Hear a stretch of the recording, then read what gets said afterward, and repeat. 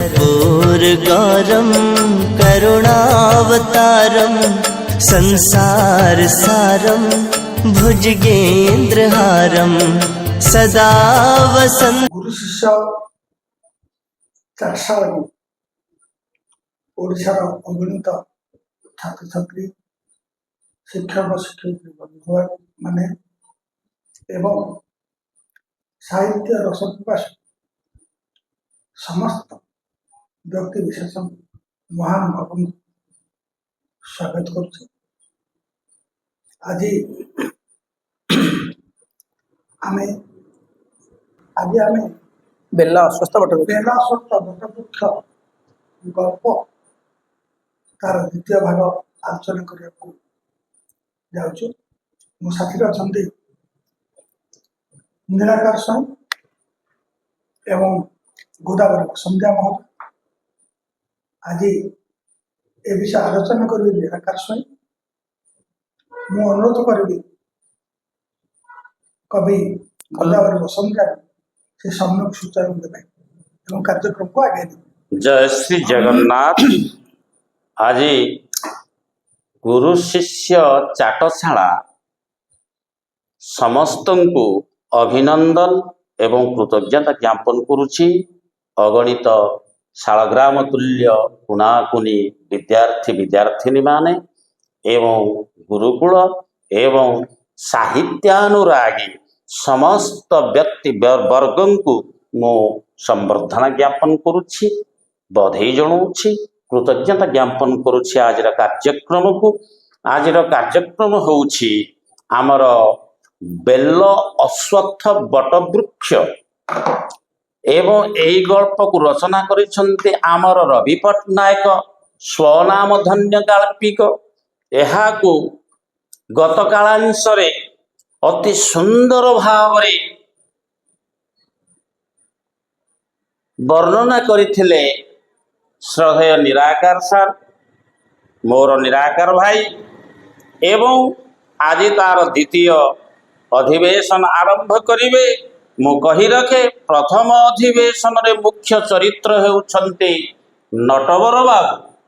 नटवर बाबू जेतेबेले सरकारी बस को फेल होती कुची घर बस जाए हरिगुड़िया दुकान पाखरे पहुंची जाइछन्ति एवं सेठे तांकर जीतिकी संभाषण हेछि वार्तालाप हेछि एवं सी मत जानिछन्ति जे खरा बेलटारे कुआडे जाउछ ना तार पाइछन्ति अर्थात टेलीग्राम पारिछन्ति तांको मांकर देह खराब। एवं जेतेबेले सी पहुंची जाइछन्ति तांकर गहिर मझिरे जो गोदा छिड़ी जाइछि कथा काली आलोचना करुथिले सेठे से घर कथा सब मने मने चिंता करुछन्ति।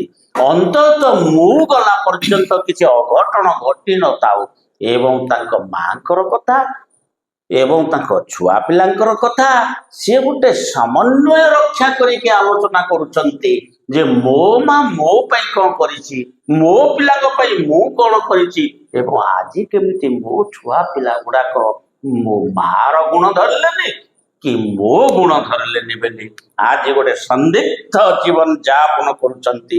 गोटे चिंता आनिछन्ति गोटे पिलामानकर भविष्यत पाई से केमिति बदलिबे एवं से केमिति आम भली बापा मार गुणवत्ता को सरसत्ता को अति सुंदर भाव रे निर्भई पारिबे सेही आलोचना करी करी मनरे अजस्र चिंता जो उंकी मारुछि पिलामानक पाई मो माँ केमिति भलरे ताओ मो अंततः गला पर्यंत तापर देखिबा गप कुआडे रवि पट्टनायक नौछन्ति।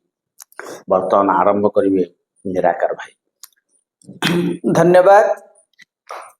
आज गल्प बेल अस्वस्थ बटवृक्षर द्वितीय भाग को आलोचना कला बेले सर्वप्रथम मोर अग्रज प्रतिम बड़ भाई कवि तिलक डॉक्टर सुरेश चंद्र बराड़ महोदय एवं कवि कल्लोल श्रीजुक्त गोदावरी बसंतिया महोदय ए कार्यक्रम छात्र छात्री मानकर समस्त संदेह मोचन करने विभिन्न प्रश्न उत्तर कार्यक्रम रखिबे। आमे जाइथिले प्रथम भाग शेष होइछि निजर पुओ झियो कथा एवं संसार कथा से आलोचना करि सारिछन्ति। एमाने अमनिष हो जाउछन्ति सेइथिपाई से मनरे अनेक असंतोष व्यक्त करिसन्ति। जिबा द्वितीय भाग सबुआडू अशांति जीवन में टिकिए शांति नहीं जहाँपाई सबू सुख सुविधा को बलि देइछन्ति सेमाने जदि शेष बेलू एमती अमनिष हो जाती तेबे से आत्मोत्सर्गर मूल्य कौन कि सुख रहिला जीवन में झाल पंजाबीटा पूरा पूरी ओदा हो गलानी शोषरे तंटी अठा अठा हो जाउची ओदा गामुछाटी सुखी काठ हो गलानी आखि पोड़ुची खरा तेजरे जोता गुड़ाक मध्य एते गरम हो गलानी जे तली पाठू आरंभ करी गोटा पादटा सिझी जाउची काढ़ी फोपाड़ी देवाक इच्छा होउची सारा देहटा गरम हो गलानी सते जेमिति किए ततला लुहा करई रे पकई देइछि।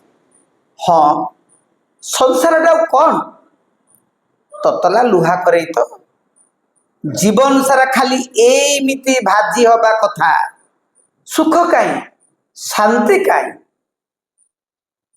ये आमर देखा जाइछि जे सबुर शांति निजर आत्मस्वर्ग पिला मानकर से आत्मस्वर्ग को बुझी न पारिबा बड़ हवा पाई मन रे आकांक्षा न रखिबा ये कथा बारंबार व्यथित करुछि। बड़ कथा है निराकार भाई। हाँ से गोटे जीवन दर्शन कथा रवि पट्टनायक कहले हाँ जे संसारटा गोटे होउछि ततला कड़ेई हाँ सेथिरे जीव आसिला माने भाजी हबो सेकी हबो जेमति नटर बाबू सेकी होउछन्ति बेस जंजाल रूपक अग्नि रे याक जीवनटा प्रत्येक समय दहगंज दहगंज होउछि बेसी बाधा दउछि छुआ पिला मଣିଷ जो आत्मस्वर्ग कथा आपण कहिले जो आत्मार उत्सर्गीकृत न खाइकरी खुआइबा न पिंधिकरी पिंधेबा भल पिंधेबा भल खुआइबा से सब गला कुआड़े इति सब त्याग पर मध्य से तार मूल्य बुझी पारु नाहांती। एणे बड़ भाई देखंतु खरार तेजरे सेपटे जंजाल तेजरे आत्मा को बाधुची दुई तेज खरा तेजरे देहरु झाल गम गम बाहरुची मानसिक तेजरे तेणु ये पंजाबी तांकर झाल हो जाइछि तंटी अठा अठा लागिलेनी देह मुंड ये सब को लक्ष्य कर संसारटा एमिति अंतर बाहर सब आड़े ताती संसारटा लुहा कड़े एतरे खाली मनीष भाजी हवा कथा। एटार गोटे विशेषत्व गुण होउछि आमे माने मध्य सेरा करिबा दरकार। माँ बापा जदि आमर बंधु कुटुंब जदि एमिति गोटे अभाव अवस्था पड़िछन्ति आमे एटे शौक खोजिबानी हमको चालिकी जीवाको हेले पड़िबो एही वार्ता से हमको देइछन्ति बेस कष्ट सहिबा किंतु ठिकणा जगह रे पहुंचीबा ये होछि मनीष पड़ी। ठीक अछि तेबे परवर्ती पर्याय हम देखिबा आगरे देखा जाउछि हरिचंदनपुर गाँ ब्राह्मण शासन गाँ मुंड पोखरी हुड़े 20-25टा ताल गछ बाबना भूत परी हाँ करी छिड़ा हुई रही हल नाई कि चल नाई पोखरी सुखी जाइछि कादुओ गुड़ाक सुखी जाई छकुणिया होई फाटी जाई गोटाए चादर पेटार्न परी मन होउछि फाट दाढ़े धला धला सुखिला गेंडा खोलपा पोखरी गोटे कण को बेलबण मझिरे अराए सफा जगार बहुत जीर्ण पुरातन शिव मंदिर टीए मंदिरटा भांगी रुजी गलानी अधा कांथ भितरे शिवलिंग खरा वर्षा खाई पूजा पाती बेलकंटारे चारिआड़ भर्ती बेल गछ गुड़ाक टिके टिके कअली अछंती बाकी बड़ बड़ डाल सबू कंकालर हाड़ परी संपूर्ण धला धला देखा जाउछंती। ये देखिले हरिचंदनपुर गाँव आरंभ पोखरी हुड़ा मु कहिछि मूलरू जे रवि पट्टनायक कौन सी दृश्य को बाद दियंती टिकी निकी वर्णना करिए सिद्धार्थ से कहते ताल गछड़ा केमिति ना बाबना भूत परी ऊपर को हाँ करी छिड़ा होइछन्ती अर्थात डाल नहीं ऊपर केवल बाहुंगा किछि आउ कादुओ पोखरी कादुओ खरा दिन फाटी जाइछि से फाट दाढ़े गेंडा गुड़ा जो मरी जाइछन्ती सुखिला गेंडा खोलपा गुड़ाक देखा जाउछि किंतु ना चादर पेटार्न भलिया जो हमर जो हाँ ଯୋଉ ଫୁଟବଲର ଯୋଉ ଆମେ ଦେଖୁଛେ ତାର ଲେଦରଟା ଯେମିତି 6 କୁଣିଆ ବେଶ ବେଶ ସେଇମିତି କାଦୁଅ ଗୁଡାକ ଫାଟିକି 6 କୁଣିଆ ସେ ଫାଙ୍କିରେ ଯଦି ଗେଣ୍ଡାଟା ରହିଛି ସେ ଫାଳେ ସେପଟକୁ ଇଏ ଫାଳେ ଏପଟକୁ ଧଳା ଦେଖା ଯାଉଛି। ଅର୍ଥାତ୍ ତ ଯାଇଛନ୍ତି ନଟବର ବାବୁ ପୋଖରୀ ସେଠି ଗାଧେଇ ପଡିବେ, ଏ ସୁଯୋଗ ନାହିଁ, ପାଣି ଶୁଖି ଯାଇଛି। ପୁଣି ସାହାରା ନେବାକୁ ଯାଇଲେ ବେଲ ବଣ ଭିତରେ ପଶୁଛନ୍ତି, ବେଲ ଗଛରେ ପତ୍ର ନାହିଁ, ଡାଳ ଗୁଡାକ କଙ୍କାଳର ହାଡ ଭଳି ଖାଲି ଲମ୍ବି ଯାଇଛି। ଶିବ ମନ୍ଦିର ଟିକେ ଆସିବ ନବେ, ସେଇଟା ମଧ୍ୟ ଭାଙ୍ଗି ରୁଜି ଯାଇଛି। ପୁରାତନ ଶିବ ମନ୍ଦିରରେ ଆଉ କିଛି ଆଶ୍ରୟ ନେବା ପାଇଁ କିଛି ସ୍ଥାନ ନାହିଁ, ଆଉ ଉପାୟ ନାହିଁ।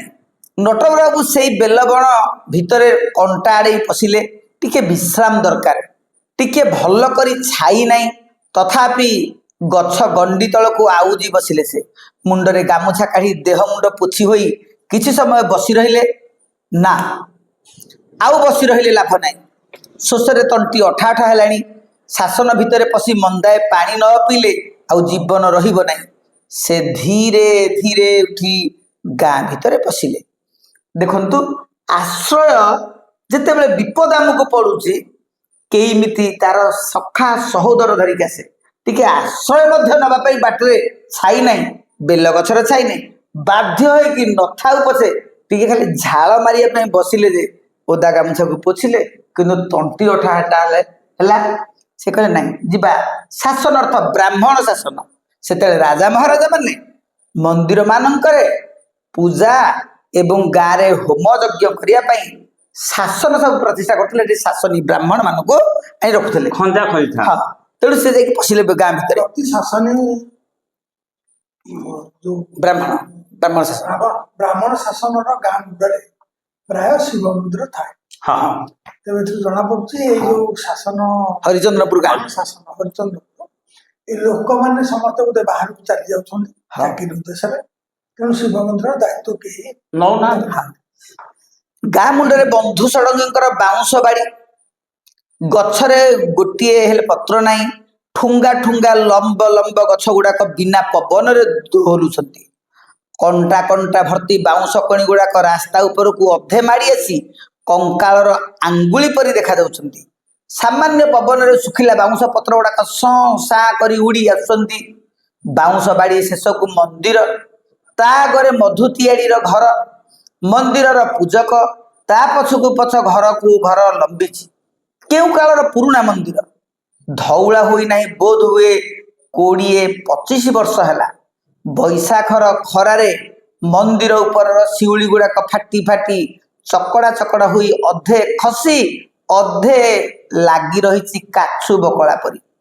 ଦେଖନ୍ତୁ, ସେଠି ଯୋଉ କହିଥିଲେ ଯେ ହରିଗୋଡିଆ ଦୋକାନରେ 4-6ଟା ରସଗୋଲା ଭାସୁଛି, ଏଠେ କହିଲେ ଯେ 20-25ଟା ତାଳ ଗଛ ପୋଖରୀ ହୁଡାରେ। ଏଠେ ପୁଣି କହିଲେଣି ଯେ ମନ୍ଦିରଟା କେତେ ବର୍ଷ ହେଲା ଧଉଳା ହୋଇନାହିଁ, ବୋଲେ ସଫା କରିକି ଚୂନ ଆଉଥରେ ମରା ହେଇନାହିଁ, କଲର ହେଇନି। 20-25 ବର୍ଷ। ଗାଁ ମୁଣ୍ଡରେ ବନ୍ଧୁ ଷଡଙ୍ଗୀର ବାଉଁଶ ବାଡ଼ି। ବାଉଁଶ ଗୁଡାକ କେମିତି ରାସ୍ତା ଉପରକୁ ଆସିଛି ନା, ଯୋଉ କଣି ଗୁଡାକ କଙ୍କାଳର ଆଙ୍ଗୁଳି ପରି। ପରୀକ୍ଷାରେ ନିରାକାର ଭାଇ ତିନୋଟି କଥା ସିଏ କହିଲେ। ହଁ, ତାଳ ଗଛ କଥା କହିଲେ, ବେଲ ଗଛ କଥା କହିଲେ, ଏବଂ ବାଉଁଶ ବୁଦା କଥା କହିଲେ। ଏଇଟା କଣ ଉପମା ଦେଇକି ଲେଖିଛନ୍ତି ଯେ ତାଳ ଗଛ ଗୁଡିକ ବାବନା ଭୂତ ପରି ଉପରକୁ ହାଁ କରି ଛିଡା ହୋଇଛନ୍ତି। ଆଉ ବେଲ ଗଛରେ ପତ୍ର ନାହିଁ, ତାର ଡାଳ ଗୁଡିକ କଙ୍କାଳର ହାଡ ପରି ଦିଶୁଛି। ବାଉଁଶ ଗଛରେ ପତ୍ର ନାହିଁ, ତାର କଣି ଗୁଡିକ କଙ୍କାଳର ଆଙ୍ଗୁଳି ପରି ରାସ୍ତାକୁ ଲମ୍ବି ଆସିଛି। ବା, ଚମତ୍କାର ବର୍ଣ୍ଣନା। ଆଚ୍ଛା, ଯୋଉ କାଛୁ ଶବ୍ଦଟେ ଦିଆ ହେଇଛି,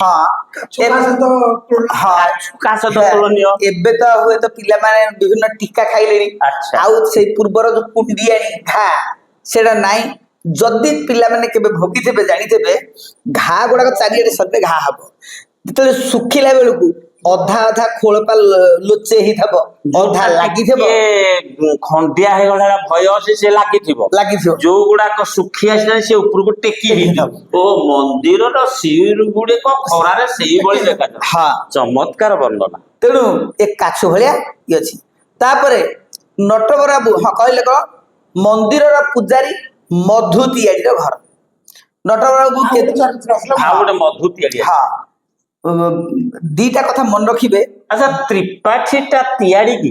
ହଁ ଗାଉଁଲି ଶବ୍ଦରେ ଆମର ଯେମିତି ପ୍ରଧାନକୁ ପାହାନ, ସେମିତି ତ୍ରିପାଠୀକୁ ଗାଁ ଗହଳି ଲୋକମାନେ ତିଆଡ଼ି ବୋଲି କହନ୍ତି। ଆଚ୍ଛା ନାଇଁ, କିନ୍ତୁ ତିଆଡି ସ୍ୱତନ୍ତ୍ର ମଧ୍ୟ ହଁ ତିଆଡ଼ି ଅଛି। ସାଙ୍ଗିଆ ରହିଛି। ହଁ ଆଉ ଗୋଟେ କଥା ଦେଖିବେ। ତ୍ରିପାଠୀଟା ହଁ ଅପଭ୍ରଂଶ ହେଇଛି। ହଁ ଆଉ ଗୋଟେ କଥା ବଡ ଭାଇ, ଯେ ବନ୍ଧୁ ଷଡଙ୍ଗୀ ବାଉଁଶ ବାଡି ବ ବ ଛାତ୍ରଛାତ୍ରୀ ମାନେ ମନେ ରଖିବାକୁ ସୁବିଧା। ବନ୍ଧୁ ଷଡଙ୍ଗୀ ବାଉଁଶ ବାଡି, ମଧୁ ତିଆଡ଼ି ମନ୍ଦିର ପୂଜକ ମ ମ, ବ କୁ ବ ମ କୁ ମ, ମନେ ରଖିବା ପାଇଁ ସହଜ। ନଟବର ବାବୁ କେତେବେଳୁ ଆସି ଚଉତରା ପାଖରେ ଛିଡା ହେଲେଣି। କାହାରି ନଜର ନାହିଁ। ସେ ମଧୁ ତିଆଡ଼ିଙ୍କ ପାଖରେ ଯାଇ ମୁଣ୍ଡିଆ ମାରିଲେ। ତିଆଡ଼ି ନନା ଓଳି କି? ମଧୁ ତିଆଡ଼ି ବହିରୁ ମୁହଁ ଉଠାଇ ତାଙ୍କ ମୁହଁକୁ ଘଡ଼ିଏ ଚାହିଁ କହିଲେ, ଆରେ ନଟକିରେ, ଏଇ ଧୁମ ଖରା ବେଳଟାରେ କୁଆଡ଼ିକି ବାହାରିଛୁ? ଆଉ କହନା ନନା, ବୋଉର ଦେହ ଖରାପ। ତାର ପାଇ ସାଙ୍ଗେ ସାଙ୍ଗେ ଆସୁଛି। ଏଇ ବସ୍ ଷ୍ଟାଣ୍ଡରୁ ତ ଏଇନେ ଓହ୍ଲେଇ ସିଧା ଆସୁଛି। ଖାଲି ମନ୍ଦାଏ ପାଣି ପାଇଁ ଏଠାକୁ ପଶି ଆସିଲି। ଓଃ କି ଶୋଷ। ସେଇ କଥା ଦେଖନ୍ତୁ, ପଡୋଶୀ ଗାଁ ମାନଙ୍କର ଯୋଉ ଲୋକମାନେ ଅଛନ୍ତି ସଦ୍ଭାବ। ତାଙ୍କ ଭିତରେ କେମିତି ସଦ୍ଭାବ ରହିଛି, ଭାଇଚାରା ସମ୍ପର୍କ। ସେ ସମୟ ଥିଲା। ହଁ ଆଜି ଆଉ ନାହିଁ ଭାଇ। ଆଚ୍ଛା ସେ ନମସ୍କାର କରିପାରିଥାନ୍ତେ। ହଁ ଓଳିକି ନନା ବୋଲେ ଗାଁ ଗହଳିରେ ଯୋଉ ସାଷ୍ଟାଙ୍ଗ ପ୍ରଣିପାତ କହନ୍ତି, ଦ୍ୱିଜ ବା ବ୍ରାହ୍ମଣ ମାନଙ୍କୁ ଦେଖିଲେ ଯୋଉ ଭକ୍ତି ସହକାରେ ପ୍ରଣାମ କରନ୍ତି, ସେ ଗାଉଁଲି ଶବ୍ଦରେ ପ୍ରୟୋଗ କରିକି ତିଆଡ଼ି ନନା ଓଳି। ମନ୍ଦିରର ପୂଜକୁ ଆଜି ମଧ୍ୟ ନନା ବୋଲି କହନ୍ତି। ହଁ ପୂଜାରୀ ମାନଙ୍କୁ ନନା ବୋଲି ଡାକନ୍ତି।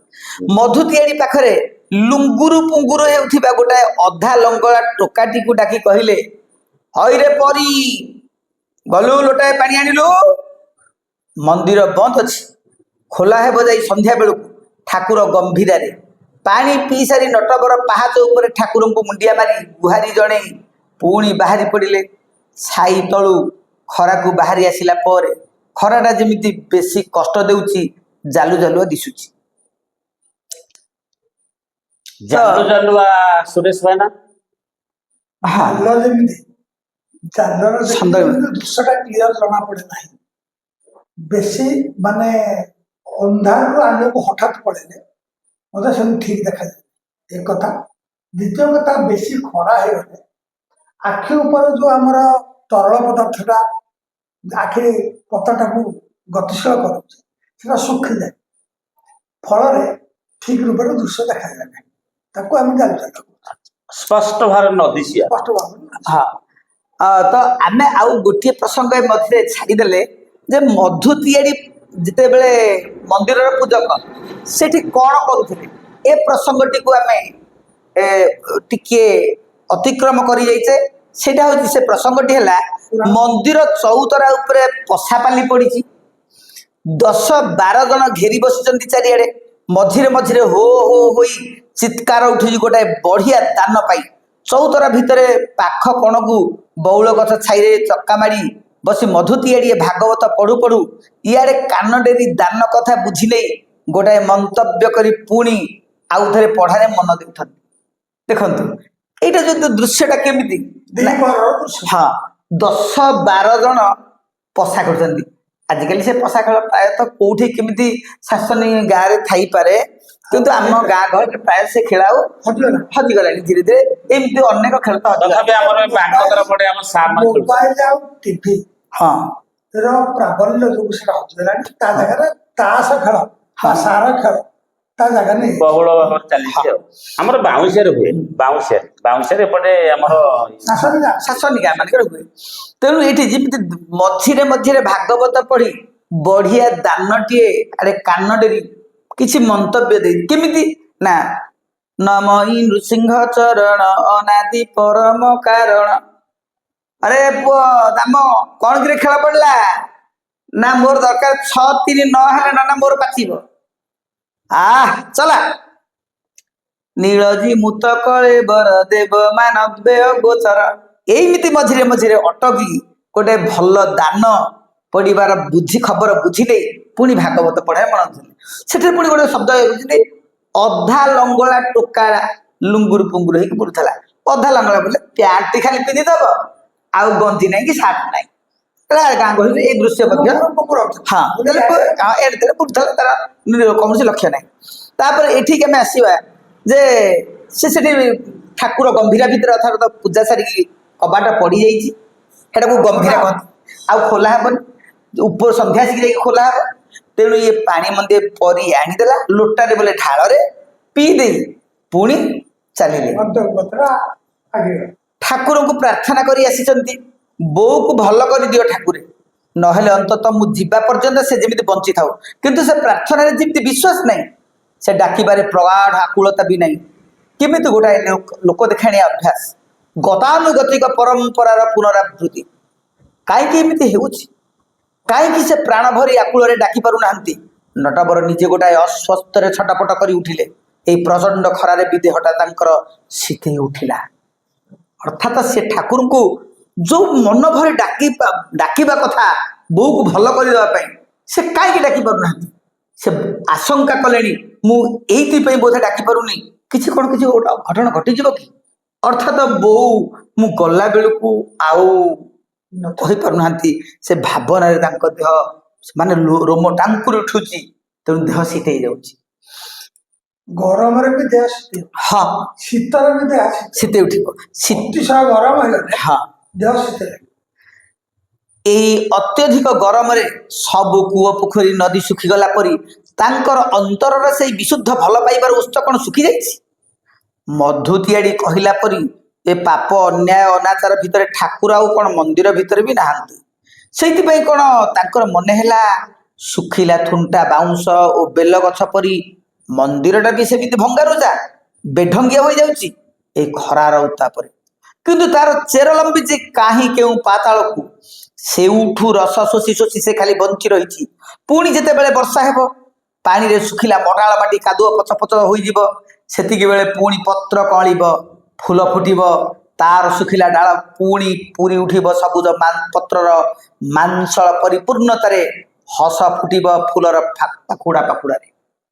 ସେ ଗୋଟେ ଉପମା ଦେଇଛନ୍ତି ଏଠି ଯେ ଗଛ ତା ମାନେ ଆମର ଯୋଉ ସଂସ୍କୃତି, ହଁ ସଂସ୍କୃତିକୁ ନେଇକରି ବା ପିଲାମାନଙ୍କର ଅବସ୍ଥାକୁ ନେଇକରି ତାଙ୍କ ମନରେ ଯୋଉ ଦୁଃଖ ଥିଲା, ହଁ ସେ ଭାବିଲେ ଯେ ଆମ ସଂସ୍କୃତିରେ ସେଟା ବଞ୍ଚିଛି। ହଁ ବଡକୁ ସମ୍ମାନ ଦବା, ହଁ ବା ଭଲ କାମ କରିବା। ଏଇ ଗଛର ଚେର ଯେମିତି ପାତାଳ ପର୍ଯ୍ୟନ୍ତ ଯାଇଛି, ସେ ବଞ୍ଚିକିରି ଅଛି। ସେଠୁ ରସ ଶୋଷିକି ରସ ଶୋଷିକି ସେ ବଞ୍ଚୁଛି। ଉପଯୁକ୍ତ ସମୟ ଆସିଲେ ସେ ପୁଣି ଡାଳ ମିଳିବ। ହଁ ତେଣୁ ଆମେ ହତୋତ୍ସାହିତ ହବା ଉଚିତ ନୁହେଁ। ଧୈର୍ଯ୍ୟ ଧରିକି ରହିଲେ ଆମେ ଉତ୍ତମ ଫଳ ମଧ୍ୟ ପାଇବା। ହଁ ମଣିଷ ସେଇ ଆଶା ବିଶ୍ୱାସକୁ ନେଇକି ବଞ୍ଚି ରହିଛି ଏବଂ ରହୁଥିବ। ଏଇଟା ମଣିଷର ଗୋଟେ ସହଜାତ ପ୍ରକୃତି। ଆଶା ହିଁ ମଣିଷକୁ ବଞ୍ଚିବାର ଖୋରାକ ଯୋଗାଏ। ହଁ କିନ୍ତୁ ବର୍ଷା କେବେ ଆସିବ? ଆମେ ଯଦି ଭାବୁଛେ ଆଶାଟା କେବେ ପୂରଣ ହବ? ସେ ଯୋଉ କହିଲେ ଏ ସବୁ ଶୁଖିଲା ଯୋଗ ଲାଗୁଛି କିନ୍ତୁ ଗଛଟା ବଞ୍ଚି ରହିଛି, ପୁଣି ବର୍ଷା ଆସିଲେ ସେଟା କଅଁଳିବ। ସେ କିନ୍ତୁ ବର୍ଷା କେବେ ଆସିବ? ନୂତନ ସ୍ୱପ୍ନର ହଁ ଆଗମନୀ ସଙ୍ଗୀତ ଗାଏ ବର୍ଷା। ହଁ ସେଥିପାଇଁ ବର୍ଷାକୁ ସେ ଖୋଜୁଛନ୍ତି। ହଁ କିନ୍ତୁ ବର୍ଷା କେବେ ଆସିବ? କେବେ ପୁଣି ବୈଶାଖର ଗୈରୀ ଆକାଶ ଶ୍ୟାମଳ ମେଘର ବାତ୍ସଲ୍ୟମୟୀ କରୁଣାରେ ପୁରୀ ଉଠିବ? କିଏ ଖୋଜି ବାହାର କରିବ ସେଇ ପାତାଳମୁଖୀ ଝରଣାର ଚିରନ୍ତନ ଉତ୍ସକୁ? ରାସ୍ତା ସରି ସରି ଆସୁଛି, ନଡ଼ିଆ ବଣ ଭିତରେ ଚକମକ ମାରୁଛି ସୁରଜମଲ ମାରୁଆଡ଼ିର ଧଳା କୋଠାଟା। ମଦନପୁର, ସେଇଠୁ ଆଉ ପାଏ ବାଟ ଗଲେ ତାଙ୍କ ଗାଁ ପଡ଼ିବ। ମଦନପୁର ମୌଜା ଓ ତାଙ୍କ ମୌଜାର ସୀମା ଚିହ୍ନଟ କରୁଥିବା ପ୍ରକାଣ୍ଡ ବରଗଛଟା ବି ଦେଖାଯାଉଛି। ଜୋରରେ ଜୋରରେ ପାଦ ପକେଇ ଚାଲିଲେ ନଟବର। ଆଉ ଗୋଟିଏ ଗଛ ଆସିଲା, ସେ ହଉଛି ବରଗଛ। ତା ସହିତ ଆଉ ଗୋଟିଏ ଗାଁ ଆସିଲା, ସେ ହଉଛି ମଦନପୁର। ମଦନପୁର ପରେ ତାଙ୍କ ଗାଁ ଆସିବ, ତାମାନେ ହରିଚନ୍ଦନପୁର, ତାପରେ ମଦନପୁର ନିଜ ଗାଁ। ସେ ଭିତରେ ଦେଖୁଛନ୍ତି ଏଇଟା ପରୀକ୍ଷାରେ ପଡୁଛି ଭାଇ, ଯେ ନଡ଼ିଆ ବଣ ଭିତରେ କାହାର କୋଠାଟା ଥିଲା? ସୁରଜମଲ ମାରୁଆଡ଼ି। ସୁରଜମଲ ମାରୁଆଡ଼ିର କୋଠାର ରଙ୍ଗ କଣ ଥିଲା? ନା ଧଳା। ମନ ରଖିବାକୁ ସୁବିଧା ଯେ ନଡ଼ିଆଟାକୁ ବାଡ଼େଇଲେ ନଡ଼ିଆର ଭିତରଟା ରଙ୍ଗ କଣ? ଧଳା। ତେଣୁ ନଡ଼ିଆ ବଣ ଭିତରେ ଯାହା କୋଠାଟା ଅଛି ସେଇଟା ମଧ୍ୟ ଧଳା ରଙ୍ଗ, ଅର୍ଥାତ୍ ସୁରଜମଲ ମାରୁଆଡିର ଲେଖକ ଗୋଟେ ଚାଲାକ ହଁ। ତାହେଲେ ଧଳା ମାର୍ବଲ ଗୁଡା ଲଗେଇଥିଲା କି?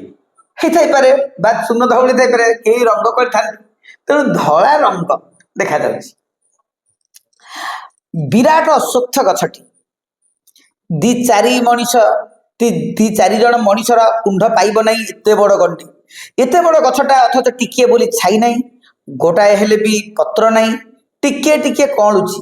ଗଛ ଚାରିପଟେ ଛୋଟ ଛୋଟ ଅସଂଖ୍ୟ ଅଶ୍ୱତ୍ଥ କୋଳି, କେତେ ବଡ ଗଛ ଅଥଚ କେତେ ଛୋଟ ତାର ଫଳ। ନଟବର ମନେ ମନେ ହସିଲେ। ଗୋଟାଏ ବଡ ଚେର ଉପରେ ଦଣ୍ଡେ ବସିଗଲେ ସେ। ଗଛ ଗଣ୍ଡି ଉପରେ ମୋଟା ନାଲି ସିନ୍ଦୁର ଦାଗ, ତା ତଳକୁ ଲମ୍ବିଛି ନାଲି ପିମ୍ପୁଡିର ଧାର। ସୁରଜବଲ୍ଲଭ ମାରୁଆଡିର ବାପା ସବୁଦିନ ସକାଳେ ଏଇଠି ପିମ୍ପୁଡି ମାନଙ୍କ ପାଇଁ ଗୁଡ କି ଚିନି ଦେଇଯାଏ। ନଟବର ମନକୁ ମନ ହସିଲେ। ଏଠି କଣ ହେଇଛି ନା ଅଶ୍ୱତ୍ଥ ଗଛ ମୂଳ ଦେଖିକିରି ଟିକେ ଆଶ୍ରୟ ନେଇଯିବେ, ବସିଲେ। ପଥ ଯୋଉ କ୍ଳାନ୍ତକୁ ପଥକ୍ଲାନ୍ତକୁ ଲାଘବ କରିବା ପାଇଁ ଟିକେ ବସିଲେ। ଦେଖିଲେ 4 ଜଣ ହାତ ଧରା ଧରି ହେଇକି ଚାରିପଟେ କୁଣ୍ଡ କଲେ। ବିରାଟ ଗଛ ପାଇବ ନାହିଁ, ପ୍ରକାଣ୍ଡ କିନ୍ତୁ ଏଡେ ବଡ ଗଛ ଅଶ୍ୱତ୍ଥ। ଅଶ୍ୱତ୍ଥ ଗଛ, ଅତି ଛୋଟ ଛୋଟ ତାର କୋଳି, ଛାଇ ନାହିଁ, କଣ ଅଛି ସେଥିରେ? ସେ କହୁଛି ଏଇ ଅଶ୍ୱତ୍ଥ ଗଛ ମୂଳେ ବସି ବୁଦ୍ଧ ଦେବ କୁଆଡେ ବୁଦ୍ଧତ୍ୱ ପ୍ରାପ୍ତ ହୋଇଥିଲେ। ଏଇ ଗଛ ମୂଳେ ମହାବୀର ଜିନ୍ ପରମ ଜ୍ଞାନ ପାଇଥିଲେ। ବୁଦ୍ଧଙ୍କର ଧର୍ମ କୁଆଡେ ଗଲା, ଜୈନ ଧର୍ମ କୁଆଡେ ଗଲା, ଖାଲି ଗଛଟା ହିଁ ପୂଜା ପାଉଛି। କି ଅଛି ଏଇ ଗଛରେ? ନା ଟିକିଏ ଛାଇ, ନା ତାର କାଠ କିଛି କାମରେ ଆସୁଛି। ଦେଖନ୍ତୁ, ସେ କହିଲେ ଯେ ମହାବୀର ଜିନ୍ ପରମ ଜ୍ଞାନ, ବୁଦ୍ଧ ଦେବ ବୁଦ୍ଧତ୍ୱ, ମନେ ରଖିବା ପାଇଁ କେତେ ସହଜ ସୁନ୍ଦର ଭାବରେ। ବୁଦ୍ଧ ଦେବ ଏଇ ଗଛ ମୂଳେ ବୁଦ୍ଧତ୍ୱ ପ୍ରାପ୍ତ ହେଇଥିଲେ। ମହାବୀର ଜିନ୍ ପରମ ଜ୍ଞାନ ପାଇଥିଲେ। କିନ୍ତୁ ଗଛଟା ସେଇମିତି, ସେ ବୌଦ୍ଧ ଧର୍ମ କୁଆଡେ ଗଲାଣି, ଜୈନ ଧର୍ମ କୁଆଡେ ଗଲାଣି, ଯାହା ଅସ୍ତିତ୍ୱ ପାଇଁ କାଁ ଭାଁ କୋଉଠି କେମିତି ଅଛି। ମାତ୍ର ଏଇ ଗଛଟି ଏବେ ସୁଦ୍ଧା ପୂଜା ପାଉଛି। ଯେମିତିକି ସୁରଜବଲ୍ଲଭ ମାରୁଆଡିର ବାପା ନାଲି ସିନ୍ଦୁର ପ୍ରତ୍ୟେକ ଦିନ ମାରିଦିଏ, ଗୁଡ କି ଚିନି ଦିଏ ଏଇ ଜନ୍ଦା ପିମ୍ପୁଡି ମାନଙ୍କ ପାଇଁ। ଆମର ପରା ଇଏ ସୁରେଶ ଭାଇ ନା, ଆମ ଅଞ୍ଚଳରେ ମୁଁ ଦେଖିଛି ବର ଉତ୍ସବ କଣ ବାହା କରନ୍ତି। ହଁ, ବାହା କରନ୍ତି। ତାର ଆଉ ଗୋଟେ ଧାର୍ମିକ ପରମ୍ପରା ଯୋଉଟା ସୁରଜମଲ୍ଲର ବାପା କରିଛି। ସାଧାରଣତଃ ଜ୍ୟୋତିଷ ମାନେ କୁହନ୍ତି ଶନି ଦଶା ପଡ଼ିଲେ ଅଶ୍ୱତ୍ଥ ଗଛ ମୂଳେ ଯଦି ତମେ ନେଇକରି ଦବ, ସେ ଯାହା ଚିନି ପାଣି ଦବ, ତେବେ ସେଇ ଦୋଷ କଟିବ। ଦ୍ୱିତୀୟ କଥା, ଅଶ୍ୱତ୍ଥଟାକୁ ଶ୍ରୀକୃଷ୍ଣ ଗୀତାର 10ମ ଅଧ୍ୟାୟ ନିଜ ଯୋଉ ବିଶ୍ୱରୂପ ଦର୍ଶନ ଭିତରେ ସେ ସେଠି କହିଛନ୍ତି ମୁଁ ହଉଛି ଅସୁସ୍ଥ, ଗଛ ମାନଙ୍କ ଭିତରେ ମୁଁ ଅସୁସ୍ଥ। 15 ଅଧ୍ୟାୟରେ ମଧ୍ୟ ସେ ଅସୁସ୍ଥ କଥା ଉଠୁଛି। ଅସୁସ୍ଥ କଥା ଉଠିବାର ଗୋଟେ ବଡ କାରଣ ହଉଛି ଆମ ଶରୀରରେ ନିଶ୍ୱାସ ପ୍ରଶ୍ୱାସ ଗଲାବେଳେ ଯେମିତି ଶବ୍ଦ ହୁଏ, ସାମାନ୍ୟ ପବନ ବହିଲେ ଅସୁସ୍ଥ ଗଛରୁ ସେଇଭଳିଆ ଶବ୍ଦ ବାହାରେ। ଦ୍ୱିତୀୟ କଥା ହଉଛି ଅସୁସ୍ଥ ସର୍ବାଧିକ ଅମ୍ଳଜାନ ପ୍ରଦାନ କରେ ବିଜ୍ଞାନ ଦୃଷ୍ଟିରୁ। ଆଉ ବଡ କଥା ହେଲା ଅଶ୍ୱତ୍ଥ ଗଛର ଯୋଉ ଛେଲି ବକଳ, ସେ ବକଳ କ୍ୟାନ୍ସର ଭଲ କରିବାର ସାହାଯ୍ୟ। ତେଣୁ ଆମେ ସାଧାରଣ ମଣିଷ ପାଇଁ ଏତେ କଥା ନ କହି ଆମର ପୂର୍ବପୁରୁଷ ମାନେ ଯୋଉମାନେ ତାର ଔଷଧ ଜାଣିଛନ୍ତି ତାକୁ ଜଷ୍ଟ ତମେ ମନେ ରଖ, ତାକୁ ପୂଜା କର, ଏଇଥିପାଇଁ କହୁଛନ୍ତି। ଗଛଟା ବଞ୍ଚି ରହୁ ପରପିଢି। ଲେଖକ ଯୋଉ ଅର୍ଥରେ ସେ କହିଛନ୍ତି ସେ ତ ତାଙ୍କ ଅର୍ଥରେ ସେ କହିଛନ୍ତି। ତେଣୁ ଅସୁସ୍ଥକୁ ପୂଜା କରିବାଟା ବ୍ୟର୍ଥ ନୁହଁ। ଫେରେ ପିମ୍ପୁଡି ମାନେ ଯୋଉ ଖାଇବେ, ଜନ୍ଦା ଖାଇବେ, ଗୋଟେ ଭୂତ ଯଜ୍ଞ। ଛୋଟ ଛୋଟ ଜୀବଜନ୍ତୁ ମଧ୍ୟ ମଣିଷର ଏଇ ରୋଜଗାର। ତାହେଲେ ନଟବର ବାବୁଙ୍କର ଏଠି ମାନସିକତା ଯୋଉ କହିଲେ ଯେ ଏଠି ବୁଦ୍ଧତ୍ୱ ପ୍ରାପ୍ତି ହେଇଥିଲେ, ମହାବୀର ଜିନ୍ ସେ ଜ୍ଞାନ ଲାଭ କରିଥିଲେ, କିନ୍ତୁ ଛାଇ ନାହିଁ, ଏଟା କୋଉ ପରିପ୍ରେକ୍ଷୀରେ ସେ କହିଛନ୍ତି? ସେ ଏଇ ପରିପ୍ରେକ୍ଷୀରେ କହିଛନ୍ତି ଯଦି ଏ ଗଛ ଏତେ ବଡ ଧାର୍ମିକ ପରମ୍ପରାକୁ ଜନ୍ମ ଦେଇଛି, ଏ ଗଛର ଏତେ ମହିମା ରହିଛି, କିନ୍ତୁ ଖରାଦିନେ ଏ ସାଧାରଣ ମୋ ଭଳି ବାଟୋଇଟିକୁ ଛାଇ ଟିକେ ପ୍ରଦାନ କରିପାରୁନାହିଁ। ଅର୍ଥାତ୍ ମୋର ପଥଶ୍ରାନ୍ତ ଦୂର କରିବାରେ ଇଏ ସମର୍ଥ ହେଲା ନାହିଁ। ବେଲ ଗଛ ଭଳିଆ ସେ ପତ୍ର ଦିଏ ଏବଂ ଯୋଉ ସମୟରେ ସେ ଯାଇଛନ୍ତି ସେ ସମୟରେ ସେ ପତ୍ର ଝାଡା ଦେଇ ପୂରଣ ହଉଛି, ସେଇଥିପାଇଁ ଅସୁବିଧା ହେଇଛି। ନହେଲେ ଅସୁସ୍ଥ ଗଛର ଛାଇ ବି ଦିଏ। ତାକୁ ଗ୍ରାମାଞ୍ଚଳର ଫୁସଫୁସ୍ ମଧ୍ୟ କୁହାଯାଏ ଅସୁସ୍ଥ ଗଛ। ସମୟର ଖରା ଏଇମିତି ଶୋଷି ନିଏ ପ୍ରକାଶିତ ରସର ପୋଖରୀ ନଦୀକୁ, କିନ୍ତୁ ଶୋଷି ପାରେ ନାହିଁ ସାତ ତାଳ ଭେଦି ଭିତରେ ଭିତରେ ପରିବ୍ୟାପ୍ତ ହୋଇ ରହିଥିବା ରସର ସମୁଦ୍ରକୁ। ପୁଣି ଜଣେ କିଏ ଭଗୀରଥ ଜନ୍ମ ହୋଇ ତାକୁ ପୁଣି ବାଟ କଢ଼େଇ ଆଣିବ ପୃଥିବୀ ଉପରକୁ। ଆଉ ଜଣେ କିଏ ଅର୍ଜୁନ ତୀକ୍ଷ୍ଣ ସ୍ୱରରେ ପୃଥିବୀର କଠିନ ଆବରଣ ଭେଦ କରି ପୁନରାୟ ଉପରକୁ ଉଠାଇ ଆଣିବ ସ୍ୱତଃ ନିଃସାରିତ ଝରଣାର ସ୍ରୋତକୁ। ଏଠି ରସଗୋଲା ପାଣି। ହଁ, ରସଗୋଲା ପାଣି। ସେ ପୌରାଣିକ ଆଖ୍ୟାୟିକା ଦେଲେ ଏଇଠି ଯେ ଯେମିତି ଭଗୀରଥ ସୂର୍ଯ୍ୟବଂଶର ଜଣେ ମହାନ କୀର୍ତ୍ତିମାନ ରାଜା ତପସ୍ୟା ବଳରେ ସ୍ୱର୍ଗ ଗଙ୍ଗାଙ୍କୁ ମର୍ତ୍ତ୍ୟାବତରଣ କରାଇ ପାରିଥିଲେ, ଯେ ତାଙ୍କ ନାଁ ଅନୁସାରେ ଗଙ୍ଗାଙ୍କର ନାଁ ଭାଗୀରଥୀ।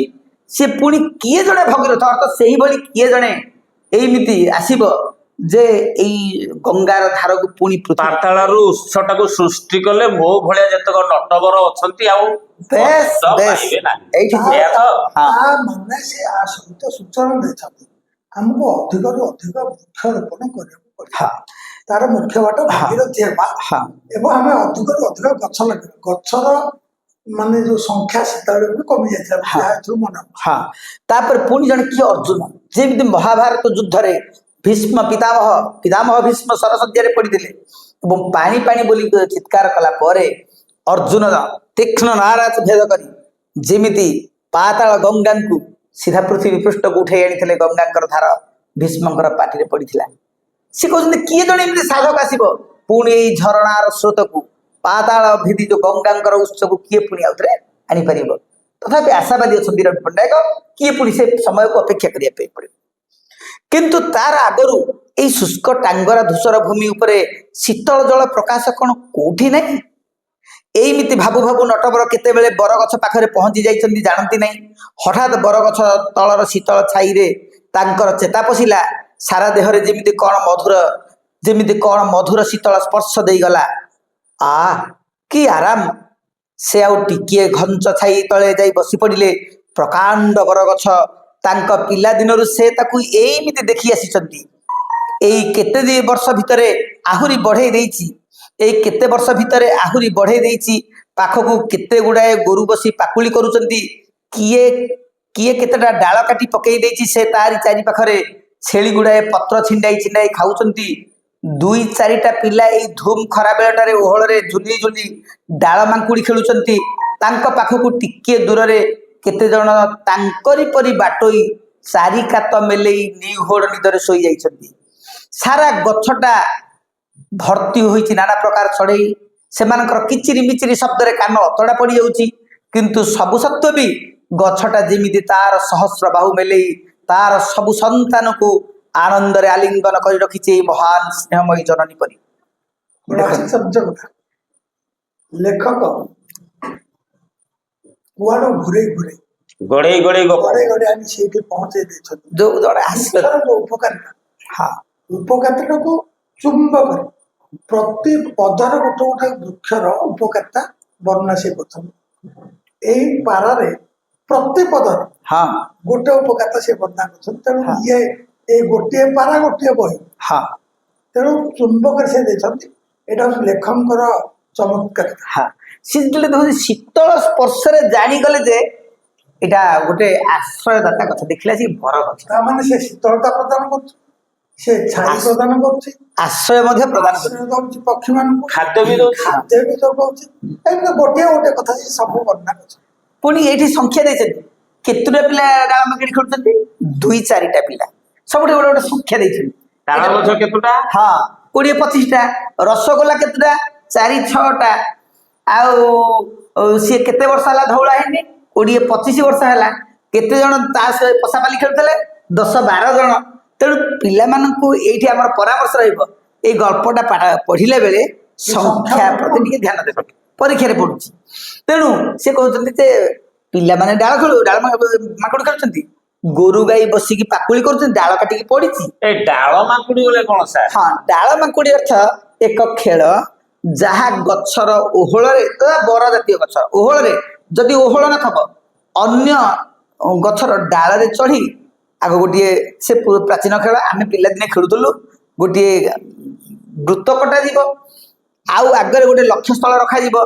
ଏଇଠୁ ବାଡ଼ିଟା ନେଇକି ସେଠିକି ବା ଯାହା ରଖାଯାଇଥିବ गोटे जिनटे रखा यहीटा को लेकिन सेठी रखिया पर्यंत गछरे किछि चढ़ीदेवे सांगसाथी एमान को चढ़ी सी छुईदेले यहीटा जदि सेठी जाइनी ता भीतर ये क्या छुईदेला ताले ता ऊपर रहिला बाजी रहिला सी पुणी आसीबो सी समस्त को तड़ी गछ ऊपर माने तला तड़ी खेल पक्षर हाँ से शब्द ही तार अर्थ डाल आउ मांकड़ हाँ डाल मांकड़ जमी रहे ए पिला तले न धाई से धाइब कौन डाल डाल गछ डाल गछ बर गछ टाइप गछ खूब कम उच्चतार तार डाल थाए এবং ডালটা প্রশস্ত ভাবে বহুত দূর লম্বি থাকে তেমন গোটে পিলা চাইলে পুরা ডালর অগ্রভাগ মধ্যে তলকু সেই জায়গায় খেলবা ভারি বিপদজনক খেল আমি পিলাদিনে ଆମ ୟୁପି ସ୍କୁଲରେ ଆମେ ଏକା ଖେଳୁଥିଲୁ ଆମର ଜଣେ ସାଙ୍ଗ ମଧ୍ୟ ସେ ଡାଳ ମାଙ୍କିଡ଼ି ଖେଳରେ ପଡ଼ିଗଲା ଆଉ ଚେତା ପାଇଲାନି ଗାଁରୁ ଶଗଡ଼ ଚକ ଆଣିକି ବୁଲେଇଲେ ସାର୍ ମାନେ କହୁଛନ୍ତି ଆମକୁ ପିଲାଦିନେ ମଧ୍ୟ ଶିକ୍ଷକ ମାନେ ଭାରି କଟକଣା କରିଥିଲେ ଆଉ ସେ ଖେଳ ନ ଖେଳିବା ପାଇଁ ଆମକୁ ତାଗିଦ କରିଥିଲେ ଭୂଇଁରୁ ଅଧିକ ଉଚ୍ଚତାର ଯଦି ଡାଳ ଥିବ ବିପଦ ନହେଲେ ପ୍ରାୟତଃ ବର ଡାଳିରୁ ତଳକୁ ଟିକେ ପଡନ୍ତି ପିଲା କମ ସେଇଠି କେବଳ ଖେଳ সেই ସ୍ଥାନକୁ ଛାଡ଼ିଦେଲେ ଅନ୍ୟ ଜାଗାରେ ଖେଳିବା ବିପଦ ଖେଳୁଥିଲେ ଡାଳ ମାଙ୍କୁଡି ଦୁଇ ଚାରି ସେ କହୁଛି ଡାଳରେ ଝୁଲି ଝୁଲି ଦୁଇ ଚାରିଟା ପିଲା ଡାଳ ମାଙ୍କୁଡି ଖେଳୁଥିଲେ ଆଚ୍ଛା ଏଇ ଯୋଉ ଚାରି କାତ ମେଲେଇକି ଆମେ ଯେତେବେଳେ ଗୋଡ ଇଏ ଦିଟା କାତ ହାତ ଦିଟା କାତ ଅର୍ଥାତ ଗୋଡ ହାତ ଛାଟିକିରି ଯୋଉ ଆରାମରେ ଆମେ ଶୋଇଯାଉ ଅଛାଡ ଛାଡ ହଁ ତେଣୁ ସେଇମିତି ଶୋଇଯାଇଛନ୍ତି ଚାରି କାତ ମେଲେଇ ବର୍ଣ୍ଣନା କରିଛି କେମିତି ଶୋଇଛନ୍ତି ନା ଚାରି କାତ ମେଲେଇ ଶୋଇଛନ୍ତି ତାଙ୍କରି ପରି ବାଟୋଇ ମାନେ ମୁଣ୍ଡ ତଳେ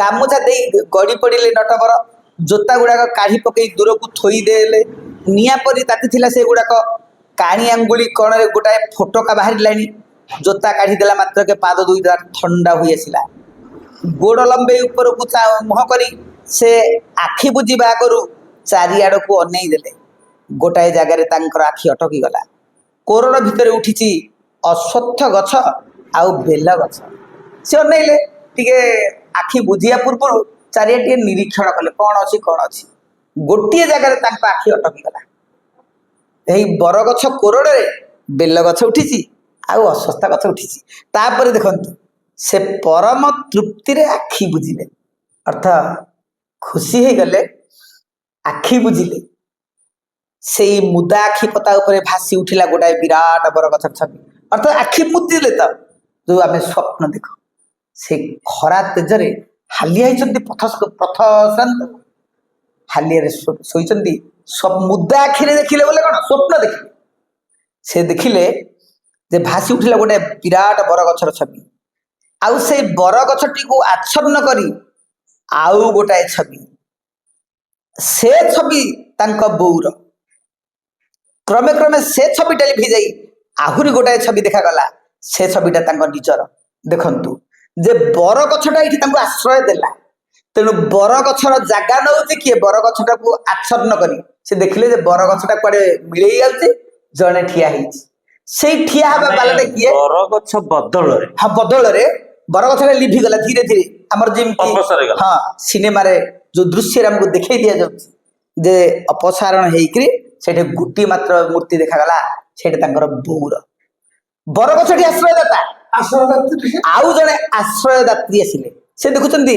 ପୁଣି ସେଇ ଛବିଟା ମଧ୍ୟ ଲିଭିଯାଉଛି ଆଉ ଗୋଟିଏ ଛବି ତାଙ୍କ ନିଜର ଚଳଚ୍ଚିତ୍ର ପରି ଗୋଟିଏ ପରେ ଗୋଟେ ଛବି ଅର୍ଥ ହଁ ଆଶ୍ରୟଦାତା ଭୂମିକାରେ ଏଠି ତିନି ଜଣ ରହିଲେ ଏକରେ ବରଗଛ କାରଣ ସିଏ ତା କୋରଡ଼ରେ କାହାକୁ ଆଶ୍ରୟ ଦେଲେ ଅଶ୍ୱତ୍ଥ ଗଛକୁ ଆଉ ବେଲ ଗଛ ତାଙ୍କ ବୋଉ ଗୋଟେ ଆଶ୍ରୟ ଯିଏକି ନଟବର ବାବୁଙ୍କୁ ଆଶ୍ରୟ ଦେଇଥିଲେ ନଟବର ବାବୁ ଆଶ୍ରୟଦାତା ଯିଏକି ତାଙ୍କ ପିଲା ଛୁଆକୁ ମଣିଷ କରିବା ପାଇଁ ସର୍ବସ୍ୱ ତ୍ୟାଗ କରିଥିଲେ କିନ୍ତୁ ଏଇଠି ଯୋଉ ଜୀବନ ଦର୍ଶନ ଏଇ ଗପରେ ସାମାଜିକ ବାର୍ତ୍ତା କ'ଣ ନା ଯେମିତି ତାଙ୍କରି ପିଲାମାନେ ଆଶ୍ରୟ ପାଇକି ମଣିଷ ହେଲେ ନାହିଁ କାହାର ଉପକାରରେ ଆସିଲେ ନାହିଁ ବାଟରେ ଗଲା ବେଳକୁ ସେଇ ତାଳ ଗଛ ସେଇ ବେଲ ଗଛ ସେଇ ଅଶ୍ୱତ୍ଥ ଗଛ ଏଇମାନେ କେବେ ହେଲେ ଆଶ୍ରୟ ଦେଇନାହାନ୍ତି ମାତ୍ର ସେମାନେ ଆଶ୍ରୟ ପାଇଛନ୍ତି କୋଉଠି ବରଗଛ କୋରଡ଼ରେ।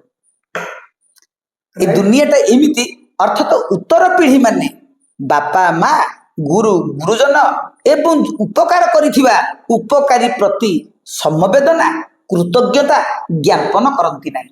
ଏଟା କରିବା ପାଇଁ ଗଳ୍ପ ମାଧ୍ୟମରେ ଗାଳ୍ପିକ ସୁନ୍ଦର ବାର୍ତ୍ତା ବୌଦ୍ଧିକତା ପ୍ରଦାନ କରି ହଁ ଗୋଟେ ଜିନିଷଟି ଆସୁଛି, ହଁ ବଡ଼ ଭାଇ ବେଲ ଅସ୍ୱସ୍ଥା ବଟଙ୍କର କଥା ଭିତରେ ହଁ ସବୁଠୁ ବଡ ଫଳ ହଉଛି ବେଲ। ହଁ ଲେଖକଙ୍କୁ ସେ ମୋଟେ ଆଶ୍ରୟ ଦେଇପାରେ, ଦେଇନି ତାଠୁ ଆଉ ଟିକେ ଛୋଟ ଅଛି କି ଅସ୍ୱସ୍ଥ ଅସ୍ୱସ୍ଥ ସିଏ କିଛି ଆଶ୍ରୟ ଟିକେ ହଁ, କାହିଁକି, ହଁ। ପୁରା ଛୋଟ ତ ହଁ ଏବଂ ସମ୍ପୂର୍ଣ୍ଣ ଆଶ୍ରୟ ଦେଇଛି ବରଗଛ ବରଗଛ। ତେଣୁ ଯୋଉ ଦୃଷ୍ଟିରୁ ଦେଖିବ ଲେଖକଙ୍କର ଏଇ ଯୋଉ ଅବତାର ଏ ସ୍ୱତନ୍ତ୍ର। ହଉ ଆଜି ଆଜିର କାର୍ଯ୍ୟକ୍ରମକୁ ଏଠି ରଖିଲା।